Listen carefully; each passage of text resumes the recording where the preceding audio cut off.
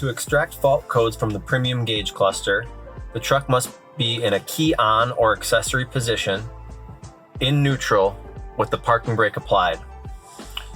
Use the toggle to scroll over right to the Alerts tab, where you will see Vehicle, Engine, ABS, and Transmission.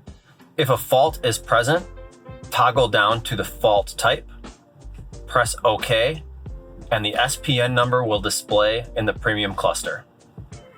To go back to your standard setting, hit the back button.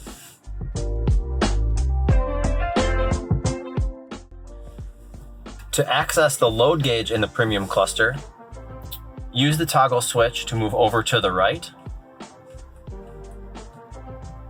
To the Truck tab, click OK, and the axle load gauge will display.